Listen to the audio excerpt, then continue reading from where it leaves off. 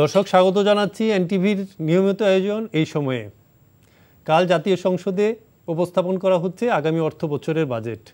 এবারে সম্ভাব্য বাজেটের আকার দাঁড়াচ্ছে 7,61,000 কোটি টাকা, যেখানে 7.5% জিডিপি প্রবৃদ্ধির লক্ষ্যমাত্রা ধরা হচ্ছে।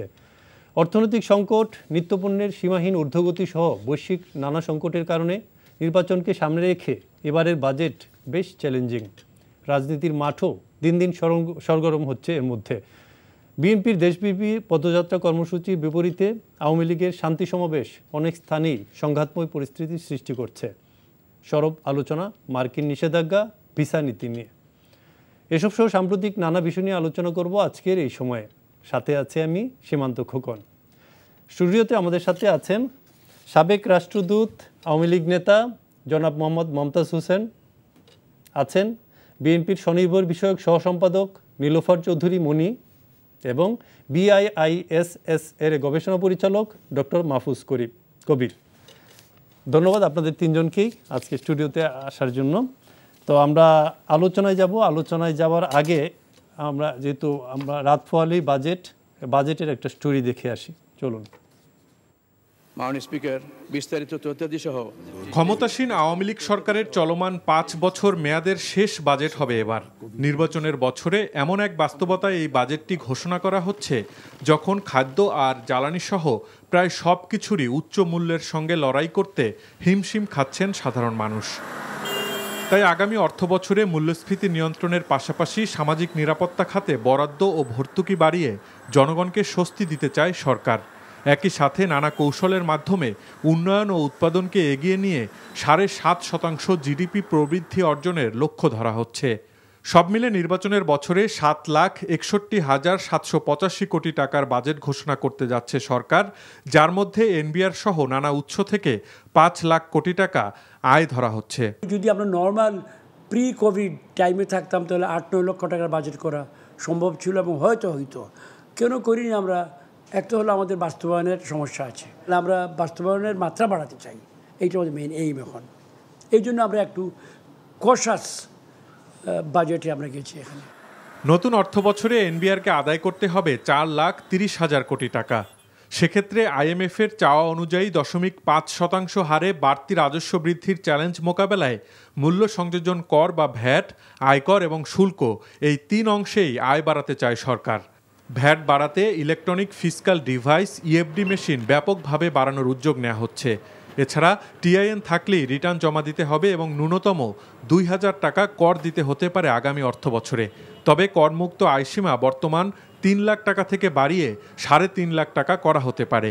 এছাড়া নানা খাতে দেয়া কর অব্যাহতিও কিছুটা কমিয়ে আনতে পারে সরকার। সরকার তথাকথিত বড় বাজেটই নিয়ে আসার চেষ্টা করবে এবং করের যে আহরণের লক্ষ্যমাত্রা দিবে সেটার সাথে হয়তো সঙ্গতিপূর্ণ হবে, কিন্তু বাস্তবের সাথে এটা সঙ্গতিপূর্ণ হবে না। স্থিতিশীলতা রক্ষার বাজেট হওয়া উচিত এবং যাতে এমন কোনো কিছু পদক্ষেপের কথা আমরা চিন্তা না করি যার ফলে অর্থনৈতিক অস্থিরতা বাড়ে এবং এটার সাথে রাজনৈতিক অনিশ্চয়তা যুক্ত হয়ে বাংলাদেশের জন্য বড় কোনো সংকট ডেকে না আনে। আগামী বাজেটে সার্বিক ঘাটতি হবে 2,61,785 কোটি টাকা। ঘাটতি মেটাতে সরকার ব্যাংক সহ অভ্যন্তরীণ উৎস থেকে 1,50,785 কোটি টাকা এবং বিদেশি উৎস থেকে 1,11,000 কোটি টাকা ঋণ নেয়ার পরিকল্পনা করছে। বাজেটের ডেফিসিটটা হয়তো 5.5%-এর মধ্যে রাখলো, কিন্তু এটার ফাইন্যান্সিং কিন্তু কঠিন হবে।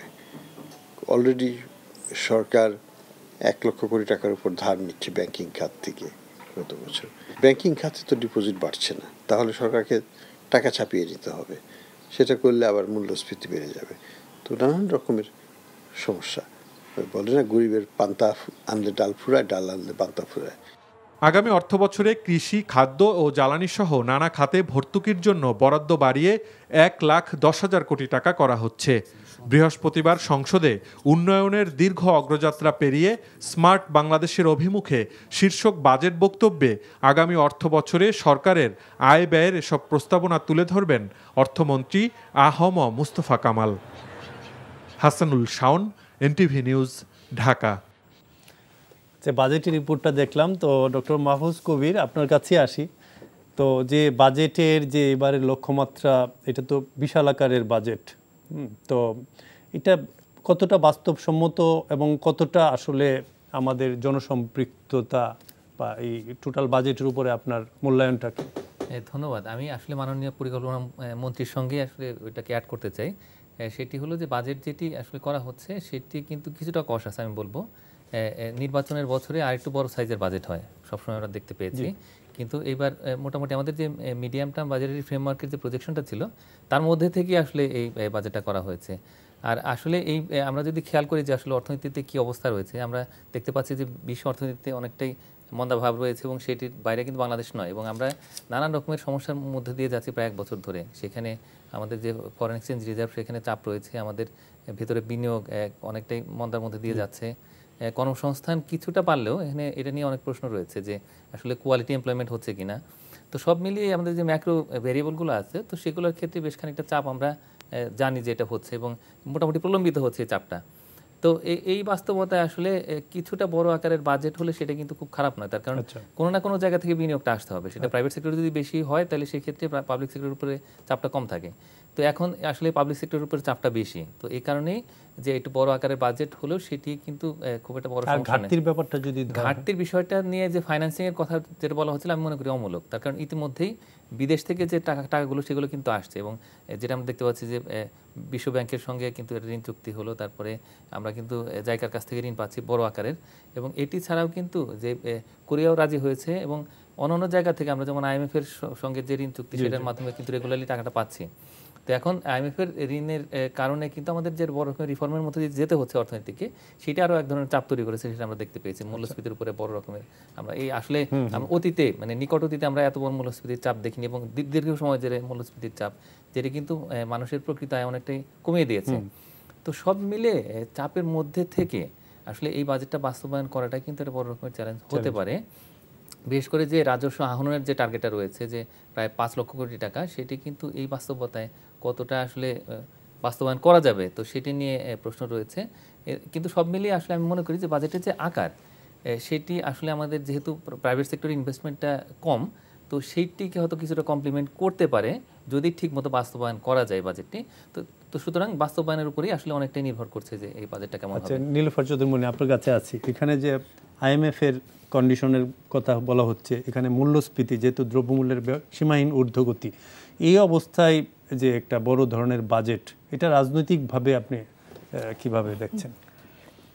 শোনেন, আমি একটা কথা বুঝি, আমি অত বাজেটটা যেটা অত বুঝি না, কিন্তু যেটা বুঝি সেটা হলো যে প্রথমেই দেখলাম এখানে পরিকল্পনা মন্ত্রী কথা বললেন, বাজেটে কথা বলার কথা অর্থমন্ত্রীর। কোথায় অর্থমন্ত্রী? হোয়ার ইজ অর্থমন্ত্রী? সে কোথায়? আমরা কিন্তু তাকে সারা বছরেও দেখি না। বাজেট আগামীকালকে বাজেট অধিবেশন, আজকে কিন্তু বাজেট ফাঁস হয়ে গেছে। এটা কিন্তু এর আগে আমরা দেখি নাই। নো, এর আগে এইভাবে আমরা দেখি নাই। কত, যেমন ধরেন 50% আপনার ছড়াবে ঘাটতি বাজেট বলে এটা ধারণা করা হয়েছে। তারপরে আপনার এই বাজেটে যেটা প্রায় সবগুলা মিথ্যা কথা, আয় ব্যয়, ঋণ ঘাটতি, মূল্যস্ফীতি সবগুলা ভুল এবং বাস্তবতা বিবর্জিত। তারপরে আপনার প্রধানমন্ত্রী নিজেই অর্থমন্ত্রীকে অফ করে আমলাদের নিয়ে বিশ্ব ব্যাংক এবং IMF এর সাথে নিয়ম বহির্ভূত উনি মিটিং করেই যাচ্ছেন। বাংলাদেশের যে একটা অর্থমন্ত্রী আছে আমরা কিন্তু দেখি না, জানি না, শুনি না। বছরে একদিন উনি দাঁড়ায় কখনো বলতে গিয়ে অসুস্থ হয়ে পড়েন, কখনো বলে কয়েক লাইন বলে পঠিত বলিয়া গণ্য করা হলো।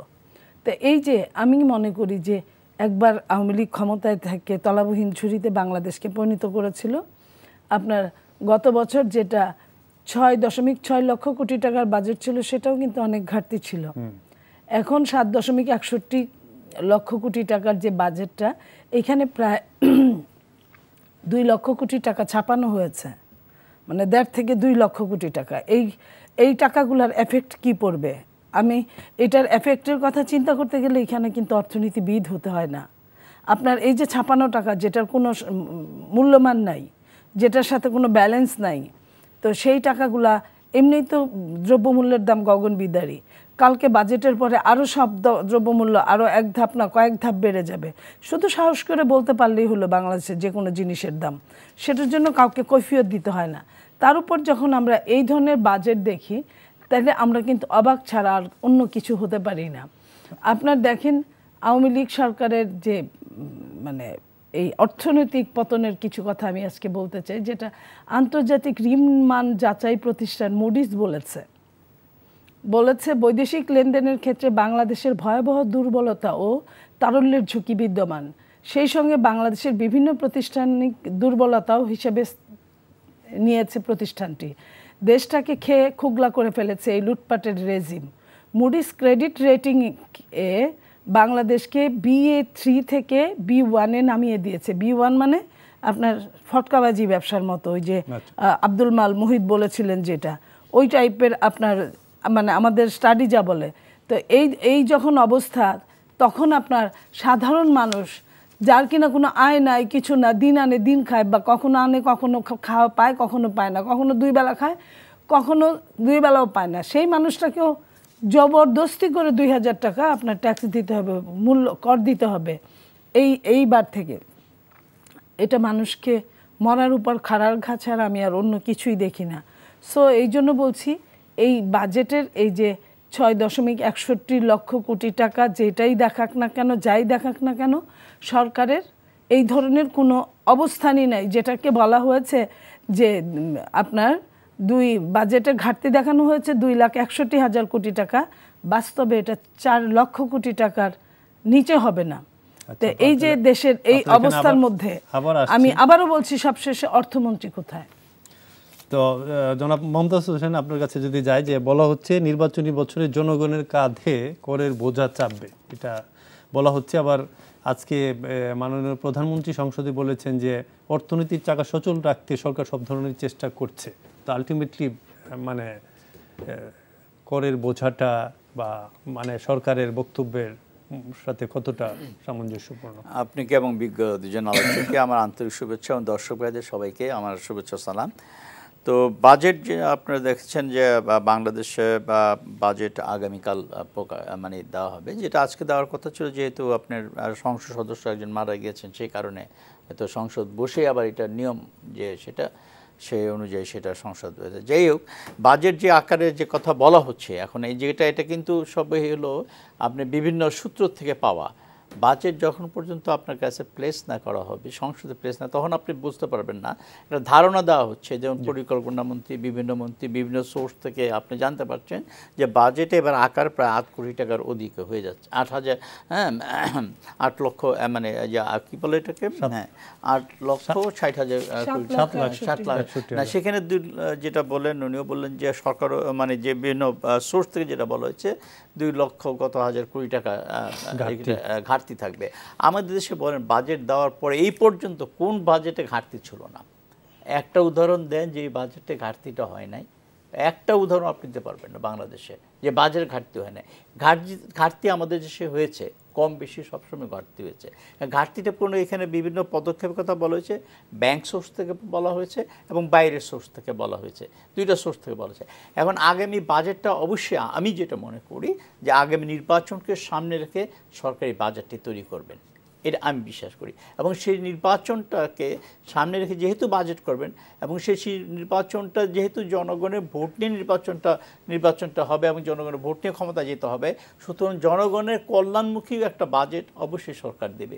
সেক্ষেত্রে আজকে যদি আমি দেখি, আজকে বিশ্বের যে মন্দা, বিভিন্ন কয়েক বছরের বিশ্ব মন্দা, আমাদের দেশে খাদ্যদ্রব্য নিত্য প্রয়োজনীয় দ্রব্য বৃদ্ধি পেয়েছে, এটা তো অস্বীকার করার কিছু নেই। গ্যাস, তেল সব কিছুর আপনার দ্রব্যমূল্য বৃদ্ধি পেয়েছে মানুষের, এই ব্যাপারে কোনো সন্দেহ নাই। সেই ক্ষেত্রে জনগণকে যাতে রেহাই দেওয়া যায়, আগামী নির্বাচনকে সামনে রেখে এবং উন্নয়ন কর্মকাণ্ড যাতে ব্যাঘাত না সৃষ্টি হয়, যে সমস্ত প্রজেক্টগুলো নেওয়া হয়েছে, মেগা প্রজেক্ট বলেন এবং অন্য যেসব নেওয়া হয়েছে, সেইগুলো যাতে চলমান থাকে।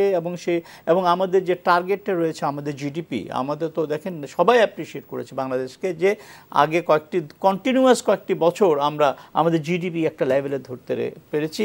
সাউথ এশিয়ার মধ্যে আমরা ওয়ান অফ দ্য বেস্ট যেটা আমরা ধরতে পেরে রেখেছি, এটা একটা বিষয়, সবাই এটা স্বীকার করে। সুতরাং সেই দিক থেকে আমি যদি বলি, সরকার যে বড় আকারের বাজেট। এবার যখন বিএনপি যখন 2006 ক্ষমতা ছাড়ে তখন সেই সময় বাজেট ছিল 60,000 কোটি টাকা। তো সেইখান থেকে আজকে 7 থেকে কত লক্ষ কোটি টাকার বাজেট এসছে। সুতরাং বাজেটের আকারটা বৃদ্ধি হওয়ার সাথে অর্থটা কি, আকার বৃদ্ধি মানে সরকারের ব্যয় এবং যে জিনিসটা হবে। এবং অর্থনীতির একটা সাধারণ ফর্মুলা হলো, এখানে আছেন ভাই বলতে পারবেন, যে সরকারের ব্যয় জনগণের আয়। তো সরকারের যে জিনিসটা ব্যয় করে সেটাই জনগণ আয় করে। আপনি একটা যে কোনো রাস্তাঘাট, ব্রিজ, কালভার্ট, মেগাপোল যাই বলেন কেন, যেটাই সরকার তো ব্যয় করছে ওখানে, তো সেটা আয় করে কোথায়, জনগণ করে। সেখানে দুর্নীতি হতে পারে, হয়েছে আমাদের দেশের মতো দেশে, পৃথিবীর বহু দেশে আছে কম বেশি, সেটা হলো মাত্রার আপনি বলতে পারেন কম বেশি। তাই সরকারের ব্যয় যত বেশি হবে জনগণের আয় তত বেশি হবে।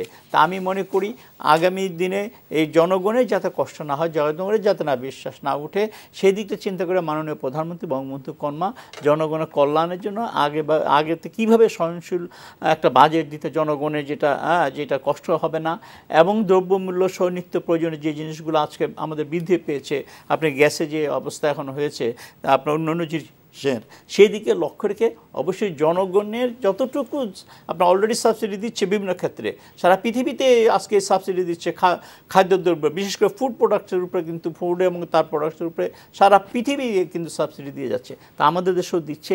আমি আশা করি জনগণের কল্যাণের জন্য এবং আগামী দিনে এই অর্থনীতির যে অবস্থা এখন আজকে যে জায়গায় বাংলাদেশে আমরা আছি, সবাই বলে যে আজকে বাংলাদেশে একটা উন্নয়নের মডেল তৃতীয় বিশ্বের কাছে, সেই বিষয়টাকে যাতে আমরা ধরে রাখতে পারি এবং জনগণের কল্যাণের জন্য আমি মনে করি মাননীয় প্রধানমন্ত্রী সেই ব্যবস্থায় বাজেটে আমরা দেখতে পাবো। ধন্যবাদ।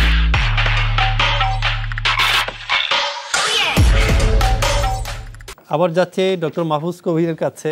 তো আসলে দেখা যাচ্ছে যে বাজেটের ক্ষেত্রে ভ্যাট, আয়কর, শুল্ক এই 3 অংশে আয় বাড়াতে চায় সরকার। এমনকি কৃষি ও খাদ্য বাদে বাকি খাতগুলো থেকে ভর্তুকি কমিয়ে আনতে চায় সরকার। আলটিমেটলি মানে বাজেটের আহরণের ক্ষেত্রে যে পলিসিগুলো, এটা আপনি কীভাবে দেখছেন? হ্যাঁ, এটা আসলে আমি মনে করি যে এনবিআর তাদের যে পরিকল্পনাগুলো ছিল, তো সেটা আসলে ওইভাবে বাস্তবায়ন করতে পারেনি এতদিন ধরে। বিশেষ করে যে ভ্যাট আইন, সেটা বাস্তবায়ন বিভিন্ন সময় বাধার মুখে পড়েছে। এটা যদি আমরা সময় মতো বাস্তবায়ন করতে পারতাম আরও 6-7 বছর আগে, তাহলে সেক্ষেত্রে কিন্তু এই যে হঠাৎ করে যে চাপ তৈরি হওয়ার যে আশঙ্কা, সেটা কিন্তু হয়তো হতো না। এটি ছাড়াও যে আয়করের ক্ষেত্রে আসলে ওই ট্যাক্স নেটটা বাড়াতে হবে বলে এনবিআর অনেক বছর ধরে কথা বলছিল। এখন যেহেতু আইএমএফের কাছ থেকে ঋণ নেওয়া হয়েছে, তো যার ফলে এই যে কন্ডিশনের ভিতর কিন্তু এই জিনিসটা পড়ে।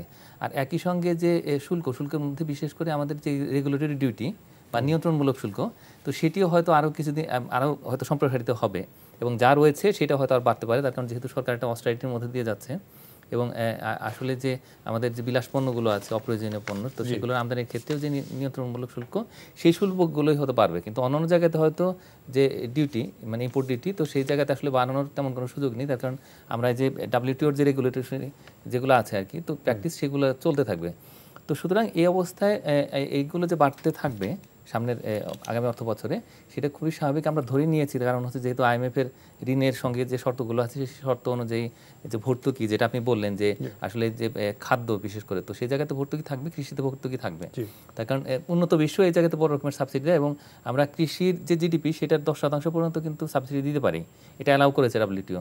সুতরাং সেই জায়গাতে থেকে সরকার এই জায়গাতে হয়তো এই তার সাবসিডিটা রাখবে। কিন্তু ক্রমান্বয়ে এই যে বিদ্যুৎ থেকে শুরু করে যে জায়গাগুলো আছে, তো বা গ্যাসের এখানে রেশনালাইজেশন হবে প্রাইসে, এবং সেখানে হয়তো আস্তে আস্তে তুলে নেওয়া হবে আর আসলে ভর্তুকিগুলো। উৎপাদনশীল অন্যান্য খাতেও যে এখন ভর্তুকিগুলো রয়েছে, বিশেষ করে উৎপাদন পর্যায়ে, তো সেই জায়গাতে হয়তো ভর্তুকিটা কমায় নিতে হবে সরকারকে আগামী বেশ প্রায় 3.5 বছর ধরে। তো এটাই বাস্তবতা, তার কারণ এটা আইএমএফের শর্ত। তো এইটা রেখে আমাদের যে শুল্কের বা করের আওতা যে বাড়াতে হবে, সেটিও আসলে যে তাদের যে শর্ত অনুযায়ী যে 0.5% করে যে 2023-24 এবং 24-25 সেখানে আসলে ট্যাক্স জিডিপি রেশিও বাড়াতে হবে, এবং একই সময় 2025-26 সেখানে 0.7% বাড়াতে হবে। তো এটা করে আসলে আমাদের দেশের অর্থনীতির যে ভিত্তি, সেটা শক্তিশালী করাটাই মূলত উদ্দেশ্য। এবং একই সঙ্গে যে ট্যাক্স জিডিপি রেশিও, যেটা আসলে দক্ষিণ এশিয়ার মধ্যে একেবারে সর্বনিম্ন পর্যায়ে, যদিও দক্ষিণ এশিয়ার ভিতরে আমাদের দ্বিতীয় বৃহত্তম অর্থনীতি, এবং অর্থনীতির প্রবৃদ্ধিও অনেক ভালো, জাতীয় আয় মাথাপিছু আয় সেটা বেড়ে যাচ্ছে। তো এই অবস্থায় আসলে এটা খুবই লজ্জাজনক যে এত কম পরিমাণে আমাদের যে ট্যাক্স জিডিপি রেশিও। তো এটা যদি হয়, তাহলে সেক্ষেত্রে মানে দীর্ঘমেয়াদে বাংলাদেশের জন্য ভালো, তবে স্বল্প মেয়াদের কিন্তু বড় রকমের চাপ তৈরি করবে। তার কারণ এই মুহূর্তে যেহেতু অর্থনীতিতে বিনিয়োগ সহ বিভিন্ন জায়গাতে চাপ রয়েছে, মানুষের প্রকৃত আয় কিছুটা কমে গেছে আমাদের মূল্যস্ফীতির কারণে, তো এক ধরনের ট্রেড অফ রয়েছে। এটা স্বীকার করে নিয়ে আমি মনে করি যে যদি এখানে আয় বাড়ানো যায় সত্যি সত্যি, এবং এনবিআর সত্যি সত্যি তার রিফর্ম পলিসিগুলো যদি ইমপ্লিমেন্ট করতে পারে, তাহলে সেই ক্ষেত্রে বিদেশ নির্ভরতা মানে ঋণের ক্ষেত্রে বা বাজেট বাস্তবায়নের ক্ষেত্রে, এবং একই সঙ্গে যে ব্যাংকিং খাত থেকে যে ঋণ নেওয়া, বিশেষ করে বাংলাদেশ ব্যাংকের কাছ থেকে আসলে বিপুল পরিমাণে আসলে ঋণ নিতে হয়েছে যে বিদায়ী অর্থ বছর সেই সময়ে, তো এগুলো কিন্তু অর্থনীতির উপরে বড় রকমের চাপ তৈরি করে। সেখান থেকে বের হয়ে আসার জন্য যদি এইভাবে ট্যাক্স নেটটা বাড়ানো যায়, তাহলে আমি মনে করি যে মানে সত্যি সত্যি এনবিআর যদি করতে পারে এই আগামী অর্থ বছর থেকে শুরু করে, এবং আইএমএফের যদি কন্টিনিউয়াস গাইডেন্স থাকে, তাহলে সেক্ষেত্রে অর্থনৈতিক সংস্কারও হবে এবং একই সঙ্গে আমরা বাজেট তৈরিতে এবং বাস্তবায়নে অনেকটাই সম্ভব হব। তো এটা আমি মনে করি যে খুব একটা খারাপ নয়, তবে একই সঙ্গে জনগণের যে একটা চাপ মানে জীবনের যাত্রার উপর চাপ, সেটিও আমাদের একটু মাথায় রাখতে হবে। ধন্যবাদ। তো নীলোফার চৌধুরী মুনি, একটা জিনিস মানে ইদানিং তো শোনা যাচ্ছে স্যাংশন, ভিসা নীতি আমেরিকার ক্ষেত্রে, এখন আরেকটা জিনিস নিয়ে আলোচনা হচ্ছে যে বেশ মানে রেমিটেন্স আসছে, আমেরিকার রেমিটেন্স, এটা কি আমাদের অর্থনীতিতে একটু ইতিবাচক প্রভাব পড়বে না? এই যে আমি রেমিটেন্স আমেরিকার বলবো, তার আগে আমি বলতে চাই যে আমাদের রাষ্ট্রদূত মহোদয় বললেন ফুডে সাবসিডি দেয়। আমি ওনাকে জিজ্ঞেস করতে চাই চালের দাম কত, কিলো কত সাধারণ মানুষের জন্য, কত ছিল আজ থেকে 5 বছর 10 বছর আগে? তেলের দাম কত? সরকার তেলে আপনার সরকারের যে ভর্তুকি 30 টাকা উঠিয়ে দিয়েছিল, কিন্তু মিল মালিকরা বলেছে তারা 1 টাকাও কমাতে পারবে না। তো এই যে বিদ্যুৎ, 1 মাসে 3 বার বিদ্যুতের দাম বাড়ানো হয়েছে। জ্বালানি আপনার 1 লাফে অর্ধেক জ্বালানির দাম বাড়িয়েছে। পানি, গ্যাস এগুলার দাম যে বাড়িয়েছে, এইখানে আপনার সাবসিডিটা কোথায় জনসাধারণের জন্য? এই যে জনগণের ভোট নিয়ে ক্ষমতায় যেতে হবে, আদৌ কি জনগণের ভোট নিয়ে ক্ষমতায় গিয়েছে 14তে এবং 18তে? তারা তো রাতে সরকার, রাতে প্রশাসনিক কু করে আপনার ক্ষমতায় গিয়েছে, এবং ব্যাংকগুলোকে সবগুলো ব্যাংকে দেউলিয়া বানিয়ে ফেলেছে। 10টা ব্যাংক তো একদম নাম করাই, যারা দেউলিয়া হয়ে গেছে সরকারকে টাকা দিতে দিতে। তো সেই জায়গায় এই বাজেটকে আমি এক কথায় অশ্লীল বাজেট ছাড়া আমি এর মধ্যে আমি কোনো শ্লীলতা দেখি না। আমি কালকে আরও ভালো বলা যাবে, বাট এই জায়গায় যতটুকু আমি জেনেছি, যতটুকু যে এই যে করের টাকা জনগণের কর যে বাড়ানো হলো জনগণের সাধারণ পিপুলের, সে টাকা কোথায় পাবে? তার কি আয় বেড়েছে? একটা সরকার কি জনগণের কথা চিন্তা করবে? জনগণের আয় বাড়লো না, কিন্তু তার নিজেকে শো করার জন্য সে এই জিনিসগুলো করলো, নিজেকে শো করার জন্য উনি জিডিপি ভুয়া করে ফেলে, জনগণকে কমিয়ে দিয়ে উনি টাকার মান বাড়ায় ফেলে। এটা তো ঠিক না। এটা তো একটা দেশের জন্য কখনোই মঙ্গল কিছু বয়ে আনতে পারে না। এই যে প্রায় 2 লক্ষ কোটি টাকা যে ছাপানো হলো, এটার প্রতিক্রিয়াটা পরবর্তীতে আপনার 2 মাস 3 মাস পরে কি হবে? এটা কোন জায়গায় কোনখানে যাবে? আমরা হয়তো ওরকম অর্থনীতিবিদ না, কিন্তু দেশ পরিচালনার জন্য যে আমরা হ্যান্ড টু মানে মাউথ, যেটা এই মানুষগুলোকে পরিচালনা করার জন্য আপনার মনে হয় যে বড় বড় অর্থনীতিবিদ হতে হয় না, সাধারণভাবেই বোঝা যায় যে এটা কি হতে যাচ্ছে, কোনটা হতে যাচ্ছে।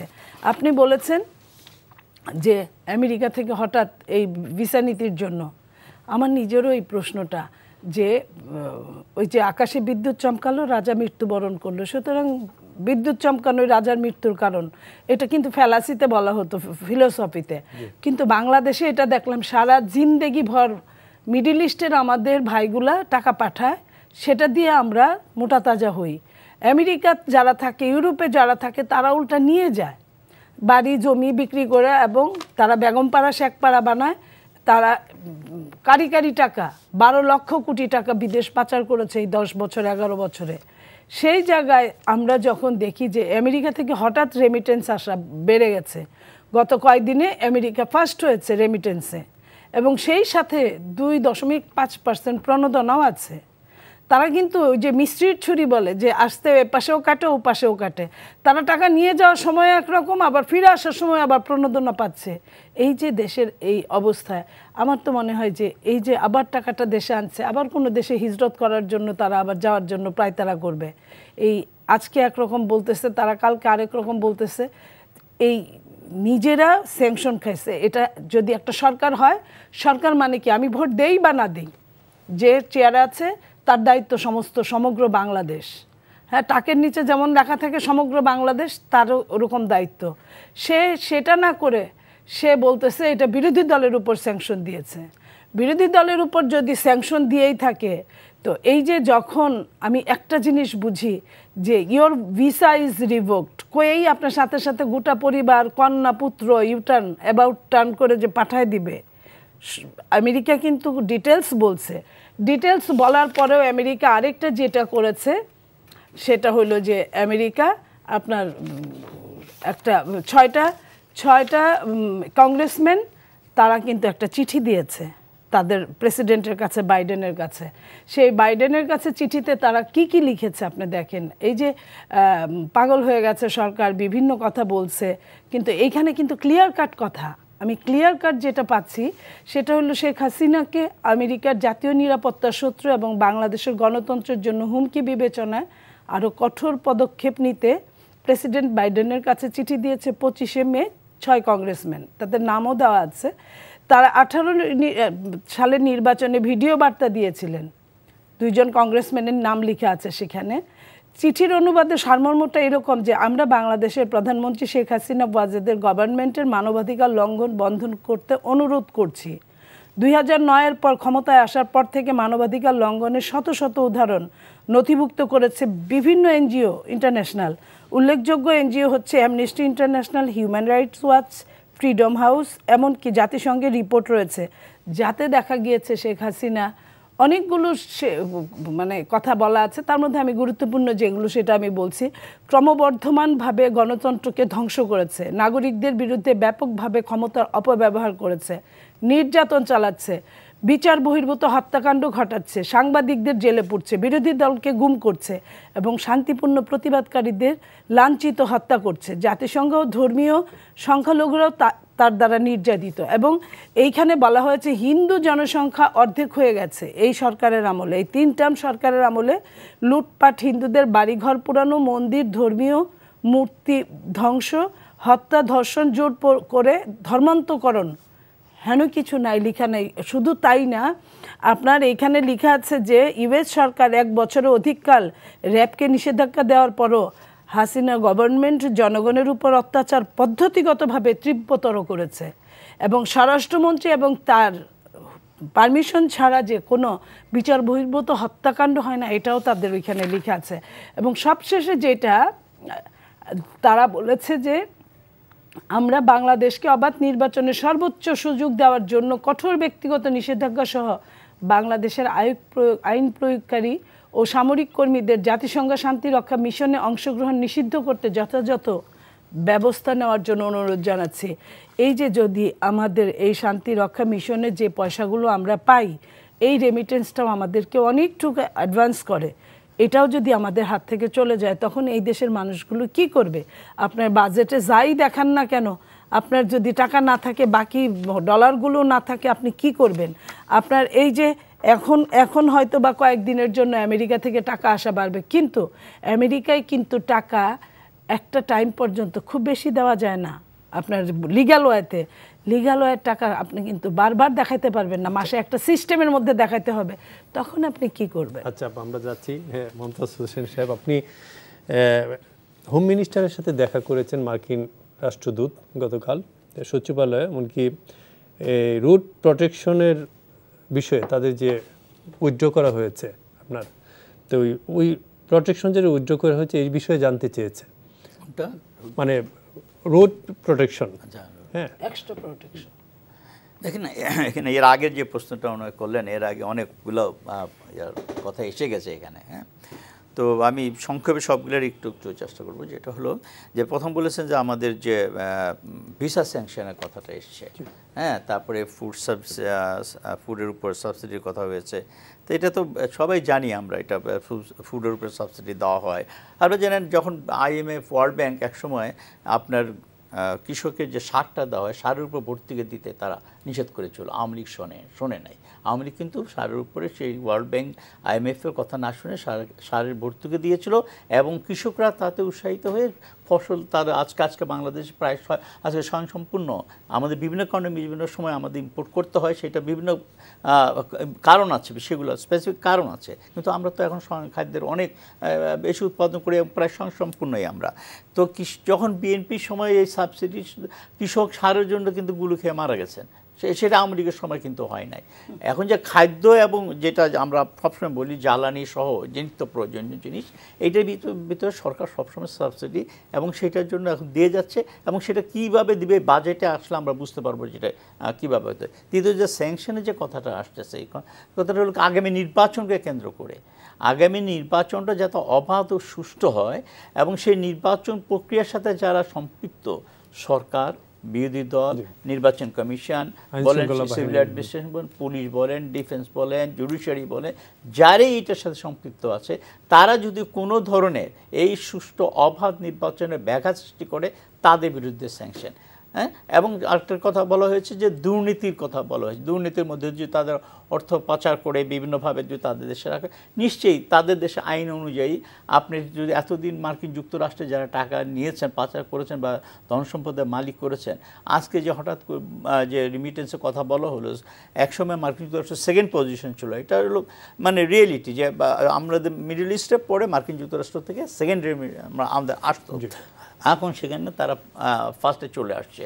যদি আজকে তাহলে আপনি যে এই প্রশ্নটা আপনি করেন, বরঞ্চ আজকে সেই টাকাটা যে আসছে, রিমিটেন্সটা আসছে, সেই টাকাটা কোথা থেকে কারা দিচ্ছে, সে প্রশ্নটা কিন্তু আমরা করি না। আমরা শুধু বলি যে রিমিটেন্সটা আসছে, বেশি আসছে, দুর্নীতি করেছে। কারা করেছে, কারা করেছে সে জিনিসটা বেরিয়ে নিয়ে আসুক। মার্কিন যুক্তরাষ্ট্রের একটা আইন আছে যে এই টাকাটা এই পার্সেন্টেজ এইভাবে তাদেরকে লিগ্যাল করতে পারে, আনতে পারে, নিতে পারে, সেটা বের করে দিলেই তো হয়ে যায়, প্রকাশ করলে হয়তো হয়ে যায়। সেটা আমরা দাবি করি না। আপনি জানেন, আমরা ভুলে যাই নাই যখন আপনার ইউএতে, আপনার দুবাইতে যখন আপনার ফ্ল্যাটের বিক্রি করার যে আপনার শো হয়েছিল, তখন বিএনপি ক্ষমতায়, কতজন বিএনপি নেতা এখনও যান দুবাই, জিজ্ঞাসা করেন কতজন ফ্ল্যাট কিনেছে। সৌদি আরবে আপনার মক্কা টাওয়ার, টাওয়ার যেটা জমজম টাওয়ার বলা হয় বা ক্লক টাওয়ার বলা হয়, সেই সময় বিএনপির সময় এটা তারা কনস্ট্রাকশন করে, কতজন সেখানে বিএনপির নেতা সেখানে কিনেছে, আজকে বের করেন, সেগুলো জানবেন, লোকজনের মুখে মুখে বলে সেখানে। তা আজকে এইটা হয়েছে, আমি বলবো না যে আওয়ামী লীগের সময় যে হয় নাই, পাচার হয় নাই, অবশ্যই হয়েছে, এবং কারা করেছে সেগুলো প্রকাশ করা উচিত। আমি মনে করি যে হ্যাঁ, আসুন আমাদের যে নির্বাচন ব্যবস্থাকে যে আমরা একটা অবাধ সুষ্ঠু নির্বাচন করার জন্য যে সমস্ত কন্ডিশনগুলো দেশি বিদেশি, যে আমাদের দাতা দেশ বলেন, বন্ধু দেশ বলেন, আমরা ডেভেলপমেন্ট পার্টনার বলেন, যাই বলি না কেন, তারা যে সাজেশনগুলো দিয়েছে সেগুলো আমরা পালন করি।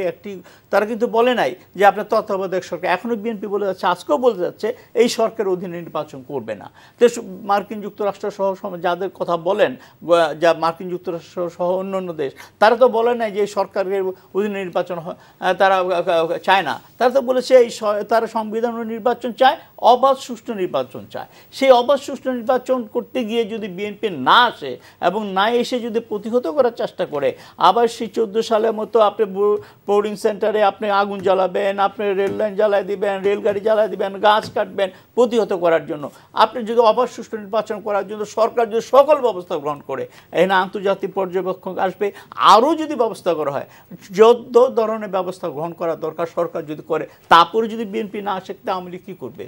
নির্বাচন হবে না, সংবিধান অনুযায়ী নির্বাচন হবেই, তখন বিএনপি কী করবে? যদি প্রতিহত করে, তাহলে তাদের স্যাংশন তো তাদের বিরুদ্ধে যাবে। যারা প্রতিহত করবে সেখানে সরকারের বিরুদ্ধে যারাই হোক, জনগণের ভোট দিতে আমার যদি বাধা সৃষ্টি করে, আমি ভোট দিতে যাব, সেখানে তা অবশ্যই ব্যবস্থা গ্রহণ করবে। তা আমরা সেইটা আশা করি যে আগামী নির্বাচনটা অবাধ সুষ্ঠু হবে, এবং যেই কারণগুলো আমাদের দেশের এখন আমাদের অবশ্যই এই সমস্ত নিষেধাজ্ঞা বলেন, স্যাংশন না বলে আমরা যদি বলি কী বলে ভিসা নীতি বলি, পলিসি বলি, বিভিন্ন দেশে তারা বিভিন্ন ধরনের হয়। এইটা আমাদের জন্য যে খুব একটা সৌভাগ্য বা কল্যাণজনক বা সম্মানজনক না, আমি ব্যক্তিগত মনে করি এটা আমাদের জন্য সম্মানজনক না। সেই জায়গাটায় আমাদেরকে অবশ্যই সেই জায়গাটায় যেতে হবে। এবং যেহেতু আমি মনে করি বঙ্গবন্ধু কন্যা মাননীয় প্রধানমন্ত্রী আগামীতে একটি অবাধ সুষ্ঠু নির্বাচন করার জন্য সবাইকে, বিরোধী দল সহ যারা আছেন, নির্বাচন ব্যবস্থার মধ্য দিয়ে, নির্বাচনের মধ্য দিয়ে যারা রাষ্ট্র ক্ষমতায় যেতে চান, সবাইকে একটা আস্থার মধ্যে নিয়ে একটি দেশে একটা অবাধ ও সুষ্ঠু নির্বাচন করবেন বলে আমি বিশ্বাস করি। ধন্যবাদ।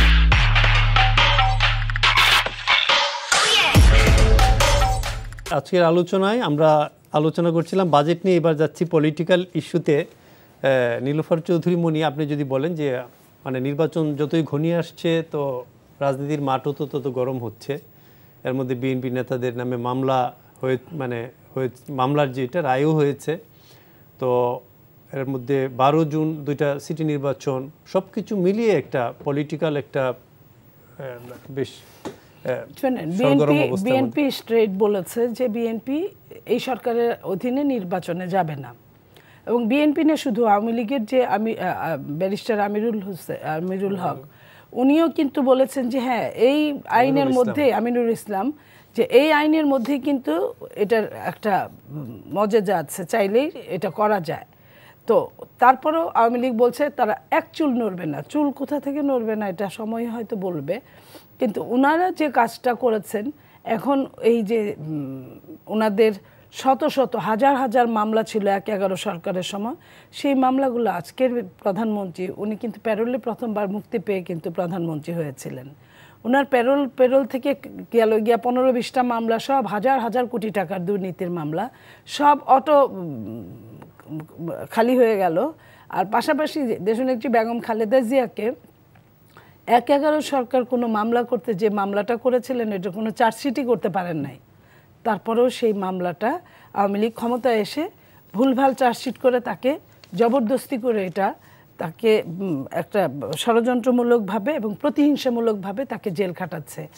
সেইখানে বিএনপির যে তখন যে নেতাদের নামে মামলা ছিল সেই মামলাগুলো তারা বন্ধ করে রেখে এখন তারা রায় দিচ্ছে যাতে এই হাই প্রোফাইলের 40-50 জন নেতা যদি ইলেকশনে আসে তাদের যে ভয়, তারা তো পাশ করবে না, তারা তো রাতের ভোটের সরকার, তারা তো ফ্যাসিস্ট, তারা তো কোনো জনগণের ভোটের 14তেও তোয়াক্কা করে নাই, 18তেও তোয়াক্কা করে নাই, এবং 9এও তাদের মধ্যে অনেক বড় একটা শুভঙ্করের ফাঁকি ছিল। তো সেই জায়গায় তারা তো জানে যে তারা কিভাবে, তাদের জনগণ আদৌ পছন্দ করে কিনা। জনগণ যদি পছন্দ করতো, নিজ দলের জনগণও যদি পছন্দ করতো, তাহলে তো রাতে ভোট করতে হতো না। সেইখানে তারা এই মামলাগুলো আবার সচল করে তাদেরকে জেল জুলুম দিচ্ছে। এই জেল জুলুম দিয়ে আমি মনে করি যে তারা আংশিকভাবে যে নির্বাচন করবে সেই নির্বাচন কিন্তু গ্রহণযোগ্যতা ইন্টারন্যাশনালে পাবে না। আমরা স্বীকার করি বা না করি, আমাদের কিন্তু 2টা দলের মধ্যে আরেকটা দেশ ঢুকে গিয়েছে, এবং সেই দেশ কিন্তু সাধারণ দেশ না, মুরল দেশ। অতএব আগে যেভাবে যা করতে ওনারা পারতেন ওই দেশের ব্লেসিংস নিয়ে, এখন কিন্তু পাশা উল্টে গেছে, এখন চাইলেই তারা পারবেন না।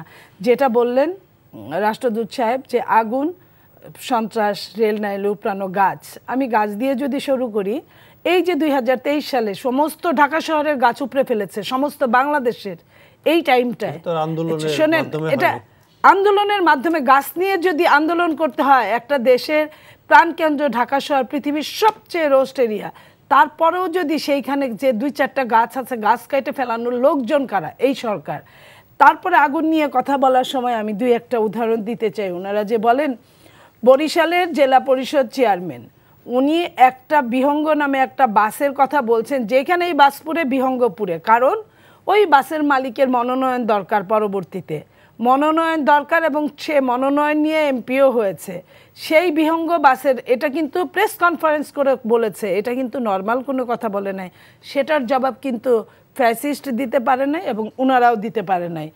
তারপরে আমি যদি 14-15 কথা বলি, 15 সালে 2 ফেব্রুয়ারি 2015 চৌদ্দগ্রাম এলাকায় ঢাকা কক্সবাজার রুটের যাত্রীবাহী বাসে পেট্রোল বোমা ছুড়ে এবং 6 জানুয়ারি এই ঘটনায় 8 জন মারা যায়। পরে ঘটনার সূত্র ধরে পুলিশ যুবলীগের মানিক ও তার অনুসারী বাবুলকে পরের দিন গ্রেফতার করে। 8 ফেব্রুয়ারি 2015 CGS colony Agrabad Awami League office থেকে পুলিশ কিছু জিনিস উদ্ধার করে। তা কি ছিল জানেন? 10টা পেট্রোল বোমা। আওয়ামী লীগ অফিসে কাউকে গ্রেফতার করা হয়নি। 4 ফেব্রুয়ারি 15 চুয়াডাঙ্গা জীবননগরে যুবলীগ নেতা মিজানুর রহমানকে 4টা হাত বোমা সহ গ্রেফতার করে এবং 20 এপ্রিল 2014 ছাত্রলীগ কর্মী চট্টগ্রাম 16 শহরে বিশ্ববিদ্যালয়ের শিক্ষকদের গাড়িতে আগুন দিয়ে শাটল ট্রেন বন্ধ করে দেয়। 8 জন ছাত্রলীগ কর্মীকে গ্রেফতার করে সেই দিন। তারা হচ্ছে রুবেল, এরশাদ, খুরশেদ, নিজাম, সুবল দাস, নূর মোহাম্মদ, আলাউদ্দিন, আনোয়ার ইত্যাদি। এই যে ওনারা নিজেরাই করে। এখন যে কাহিনীগুলো করে, এই যে আগুনের কথা বলে, গাড়ি পুরানোর কথা বলে, এখন আমি আপনাকে বলি কোনো কিন্তু ভিডিও ফুটেজ ক্যামেরা কিন্তু প্রত্যেকটা জায়গায় আছে, ক্যামেরার ফুটেজ কিন্তু তারা বের করতে পারে না, কারণ হয় তারা এই কাজগুলো করে তাদের হেলমেট বাহিনী, না হয় তাদের কোনো একটা এজেন্টরা করে, যে এজেন্টরা সরকারি মদদে পুষ্ট।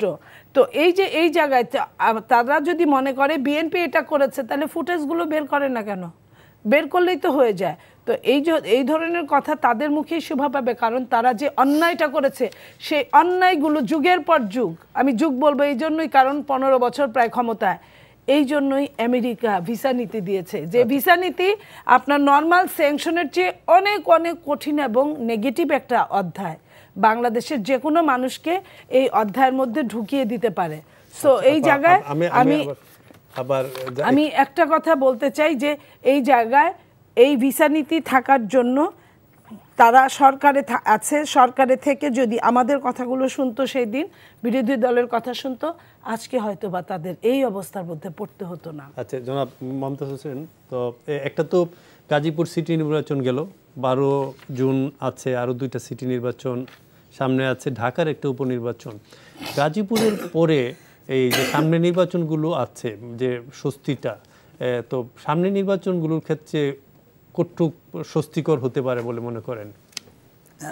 দেখুন, গাজীপুর নির্বাচন তো অবাধ সুষ্ঠু হয়েছে, সবাই স্বীকার করেন। হ্যাঁ, সবাই বলে একটি ভোট কেন্দ্র বলে নেই যে এই ভোট কেন্দ্রে গোলমাল হয়েছে, ভোট দিতে বাধা দিয়েছে বা ভোটের রেজাল্ট চেঞ্জ করেছে, এই তো কোনো অভিযোগ আসেনি আমার জানার মতো। এনিওয়ে, যে কথাটা যে উনি বলেছেন উনি, যেটা যে এই সময় বেশ আমিনুল ইসলাম সাহেবের রেফারেন্স, এই সংবিধানের মধ্যে থেকে একটা সরকার, আমিও বলি এই সংবিধানের মধ্য থেকেই সবাইকে নিয়ে একটা নির্বাচনকালীন সরকার করা যেতে পারে, এই সংবিধানে মাননীয় প্রধানমন্ত্রীর নেতৃত্বে করা যেতে পারে। সেটা আমরা 14 সালে আপনি জানেন নির্বাচনের আগে সেই উদ্যোগটা নাও হয়েছিল। সে যদি আজকে বিএনপি ইলেকশনে আসে এই সংবিধান অনুযায়ী, তাহলে সেই উদ্যোগটা গ্রহণ করা যেতে পারে। এখন আপনি বলেন যে কথা আমি রেফারেন্স দিয়েছিলাম যে প্রতিহত করতে গিয়ে 14 সালে নির্বাচনকে প্রতিহতকে 14 সালে নির্বাচন, এটা সত্য 152 জন বিনা প্রতিদ্বন্দ্বী নির্বাচিত হয়েছিল, যেহেতু বিএনপি সেই নির্বাচনে অংশগ্রহণ করেনি বলে। তাহলে 152 জন নির্বাচিত হয়ে গেল, বাকি যাদেরকে নির্বাচন হয়েছিল যেগুলোতে, সেগুলোতে প্রতিহত করার জন্য কি আওয়ামী লীগ করবে? সে ন্যাচারালি বিরোধী দল যারা নির্বাচন বয়কট করেছে তারাই করেছে, আপনি তো এটা অস্বীকার করতে পারবেন না। এখনও যদি এই সংবিধান অনুযায়ী শতকরা 100% যদি অবাধ সুষ্ঠু নির্বাচন হয়, বিএনপি যদি না আসে সেই নির্বাচনে, তো তারা কি করবে? হয় তারা প্রতিহত করবে, তা না নির্বাচন নিশ্চয়ই তারা চুপচাপ বসে থাকবে না, তারা তাদের অ্যাকশন বা রিঅ্যাকশন যেটা করবে। সুতরাং সেইটা করতে গেলে তো তারাই সেই বিষানীতি স্যাংশনের মধ্যে পড়বে।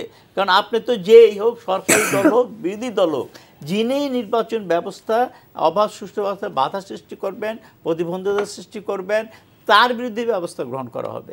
সেখানে তো বলা হয়নি শুধু সরকারি দল আর বা বিরোধী দলকে উপর করবে, যেই করবে সরকারি দল বিরোধী দল, আইন যেটা বললাম আগে, আইন প্রণয়ন সংস্থা বলুন, নির্বাচন কমিশন বলেন, যারা এটার সাথে ইভেন স্ত্রী সন্তান সহ সবাই।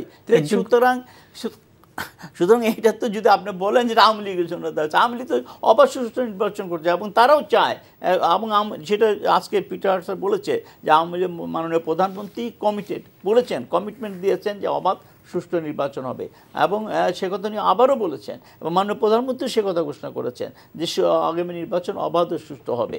এবং সেই অবাধ সুষ্ঠুর জন্যেই কিন্তু এই নীতিগুলা, বিষানীতিগুলো এসছে। সুতরাং আমরা ট্রাই যে আমরা দেখি, আমরা চেষ্টা করি, আমরা অবাধ সুষ্ঠু নির্বাচন করার মতো আমরা একটা উদাহরণ সৃষ্টি করি। এই সংবিধানের মধ্যে থেকে আমরা সৃষ্টি করি না কেন? আমরা তো এইভাবে বারে একবার তত্ত্বাবধায়ক সরকার চাই, আবার চাই না, আবার আনন্দ করবো, আবার আনবো, আবার যাব, আবার মানবো না। নির্বাচন হলে তত্ত্বাবধায়ক সরকারের নির্বাচন হলে আমরা মানি নাই, আওয়ামী লীগও মানে নেই, বিএনপিও মানে নেই। এটা হলো বাস্তব সত্য কথা। সুতরাং সেইটার দিকে না যে আসুন না কেন, আমরা আমাদের দেশটাকে সংঘাতের দিকে না দিয়ে আমরা কেন একটি অবাধ সুষ্ঠু নির্বাচন সংবিধানের মধ্যে থেকে আমরা বের করে আমরা যদি সেই উদ্যোগটা নেই যেটা বলা হয়েছে, আমি এখনও মনে করি যে আসুন আমরা দেশের স্বার্থে, গণতন্ত্রের স্বার্থে, আমরা এখনও গণতন্ত্রকে আমরা প্রাতিষ্ঠানিক রূপ দিতে পারি না, এটা সত্য। এটা ব্যর্থতা আমাদের রাজনীতিবিদদের, রাজনৈতিক দলদের। সুতরাং আসুন আগামী নির্বাচনটা, যেটা মাননীয় প্রধানমন্ত্রী কমিটমেন্ট করেছে, এবং বাইরের থেকেও যে জিনিসটা আমাদের দেশের উপর প্রেশার রয়েছে, একটা অবাধ সুষ্ঠু নির্বাচন, যে ব্যত্যয়গুলো ঘটে গেছে 14 বলেন 18 বলেন, যেই সমস্ত ব্যত্যয়গুলো ঘটেছে তো এখন কিছু তো হলেও ঘটেছে তো, সুতরাং সেগুলো সংশোধন করে কিভাবে একটা অবাধ সুষ্ঠু নির্বাচন এই সংবিধানের মধ্যে থেকে আমরা করতে পারি, সেই আস্থাটা আমি মনে করি মাননীয় প্রধানমন্ত্রী রেখে আমরা সেই দিকে এগিয়ে যেতে পারি বলে আমি বিশ্বাস করি। ধন্যবাদ। ডক্টর মাহফুজ কবির, আপনাকে যদি বলা হয় যে আলটিমেটলি যে এবারের বাজেটটা আসছে, এটা এর মধ্যে একটা আছে উন্নয়নের ব্যাপার, একটা আছে আপনার দ্রব্যমূল্য নিয়ন্ত্রণের ব্যাপার, আর একটা হলো নির্বাচন, মানে সব কিছু সমন্বয় রেখে যে বাজেটটা উপস্থাপন করা বা বাজেটের টোটাল কিভাবে এটা করা, মানে আপনার কি মনে হয়? হ্যাঁ, আমি মনে করি যে এটার সমন্বয় একটা ইঙ্গিত আছে ইনফ্যাক্ট। তো এটা আমরা কালকে বাজেট যখন উপস্থাপন করা হবে তখন জানতে পারবো। তবে একটা বিষয় সত্য যে উন্নয়নের পাশাপাশি কিন্তু এই মুহূর্তে যে সামাজিক নিরাপত্তা, সেটিও একটা বড় রকমের ইস্যু। এবং যে বিদায়ী অর্থবছর, সেখানে 1,13,000 কোটি টাকার একটা সামাজিক নিরাপত্তা কর্মসূচি ছিল, সেটাকে বাড়াতে হবে, তার কারণ এটার সঙ্গে আবার দ্রব্যমূল্যের একটা সম্পর্ক রয়েছে। তবে উন্নয়নের যে গতিটা এই মুহূর্তে আছে, যেহেতু মেগা প্রকল্প অনেকগুলো চলমান এবং নতুন আরও কিছু মেগা প্রকল্প এর সঙ্গে যুক্ত হবে, এবং এটি ছাড়াও বাংলাদেশ যেহেতু 2041 সালের মধ্যে একটা উন্নত বিশ্বের কাতারে যেতে চায়, এবং একই সঙ্গে 2026-এ আমাদের যেহেতু এলডিসি গ্র্যাজুয়েশনের বিষয় আছে, তো সব মিলিয়ে আমি মনে করি যে এখানে পাবলিক এক্সপেন্ডিচারের যে সাইজ, সেটাতে আসলে পিছিয়ে আসার কোনো সুযোগ নেই, এটা চালাতেই হবে। সুতরাং এটার জন্য আমাদের যদি কিছুটা ত্যাগ স্বীকার করতে হয়, এটা নিশ্চয়ই খুব একটা খারাপ হবে না। এবং এটি ছাড়াও যেটা আপনি বললেন যে এখানে যে দ্রব্যমূল্য নিয়ন্ত্রণ, তো দ্রব্যমূল্য আসলে নিয়ন্ত্রণ করাটা একেবারেই একটা ফরজ হয়ে গেছে। আমি মনে করি যে এখানে আসলে আমাদের যদি এরকম কোনো মেজার নেওয়া যায়, বিশেষ করে আমাদের এখানে মনিটারি পলিসিটা খুব ইম্পর্টেন্ট, কেন্দ্রীয় ব্যাংকের আমরা সেরকম কোনো রোল দেখিনি আসলে এই জায়গাটাতে।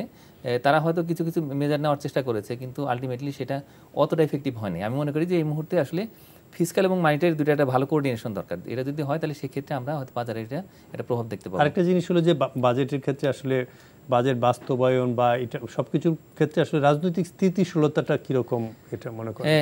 আসলে এখানে অবশ্যই এটা খুব দরকার, তার কারণ স্থিতিশীল পরিবেশেই আসলে সুন্দরভাবে করের আদায় যেমন হয়ে থাকে, এবং একই সঙ্গে কিন্তু যে উন্নয়ন প্রকল্পগুলো আছে সেটার বাস্তবায়ন হয়, এবং একই সঙ্গে আসলে যে ব্যবসায়ী মহল, তারাও কিন্তু চান যে একটা পরিস্থিতি স্থিতিশীল থাকুক, এবং তারা যাতে নির্বিঘ্নে ব্যবসা বাণিজ্য করতে পারে, এবং তারা যাতে যে কর্মসংস্থান তৈরি করতে পারেন, দেশের অর্থনীতিতে অবদান রাখতে পারেন। সুতরাং আমি মনে করি যে পরিস্থিতি যাই হোক না কেন, আমাদের আসলে এই স্থিতিশীলতা সেটা বজায় রাখতেই হবে, এবং সেটাই আসলে উন্নয়নের জন্য একটা পূর্বশর্ত, বাজেট বাস্তবায়নের জন্য পূর্বশর্ত। ধন্যবাদ ডক্টর মাহফুজ করিম, এবং আপনার তিনজনকেই অসংখ্য ধন্যবাদ স্টুডিওতে আসার জন্য। দর্শক, এই ছিল আজকের এই সময়ের আয়োজন। আপনারা ভালো থাকবেন, সুস্থ থাকবেন, এই প্রত্যাশায় বিদায় নিচ্ছি। শুভরাত্রি।